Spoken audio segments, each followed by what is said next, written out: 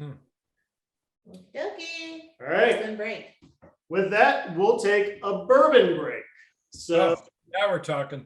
today we are drinking Treaty Oak Ghost Hill Texas bourbon. This is obviously a bourbon from Texas.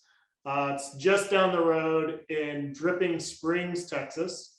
I've been to Treaty Oak. I did not try their bourbon when I was there. They also brew beer. And then they're actually known more for their rum. So I've been seeing them in the bourbon Texas groups that I'm in. Some people were seeking out this bottle in particular, so I wanted to give it a try. And Divya can tell us a little bit more about it. Yeah, guys. So I actually drove by Treaty Oak the other day, and this one is the 100% grain to glass Texas bourbon, and it's called the Ghost Hill Texas bourbon. And the mash bill is 57% corn, 32% wheat, 11% barley. Named after our 28-acre ranch home in Dripping Springs, Ghost Hill Bourbon is a unique whiskey made with local heirloom grains from Barton Springs Mill. When we go to Total Wine, it is $44 for the 750 ml. And Steve, how do you feel about this? So I find this bourbon, it reminds me of Garrison Brothers. Now, some people love Garrison Brothers. Garrison Brothers is another Texas bourbon. Their bourbon, Garrison Brothers, is about 70% corn. I don't know if they source the corn from the same place, but I get this distinctly corny flavor to it. So I don't love this bourbon. I guess if you love corn, then this would be a great bourbon for you. Or if you really like Garrison Brothers and you can't find it, this would be a pretty good bourbon for you. But like, I don't get grain. I get alcohol, and then I get just this, like, it's corn aggressive or corn forward. So I think it's worth a try.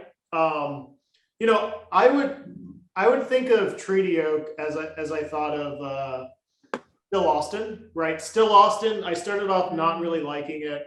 Then I had their cask strength, and it was great. They're still a relatively young distillery, and this is, I think, one of their only bottles that they actually distill themselves. They have several other bottles where they source the distillate, the alcohol from another distillery. So I would say try this again in maybe 2 years and see if it gets any better. It's only aged for 2 years. No, really, it's aged for 2 years. It's a young distillery. I can see what they're going for. If you like corn, try it. I have a question. Yeah, but I would also say, like, you know, maybe in 2 years, 4 years, check their stuff out and see if it's to your liking. So question, is Texas corn like a specific kind of taste, or it's just aggressively corny? I don't know what is going on, but if you try this and you try Garrison Brothers and then you try any Kentucky whiskey, right, you're gonna get very different corn flavors. I don't know what's different about Texas corn, but like a Kentucky bourbon, even a Kentucky bourbon with a lot of corn in it, the corn sort of mellows out with age. I think that the Texas corns become more aggressive. Like, the only way, like, if you want to just put your head in a popcorn machine at an AMC theater, you sort of Local AMC, flavor, right? Like it's not like the corn goes away. The corn, and it's a lingering finish. Yeah. It stays with you. I continue to taste corn as I'm talking about the corn that I'm tasting. great. It wasn't terrible. It was okay. It was not bad. But then again, like I said, you know, you've been around for 15 years. You've had a chance to like know what you're doing here. Yeah. Like, How does corn affect proof great.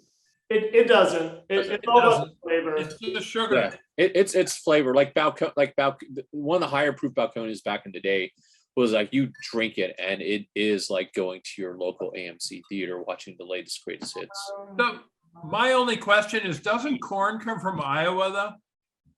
Do they Corn get it comes from in every- Everywhere. local? everywhere. Everywhere. Kentucky, you. Iowa, wherever. Got it.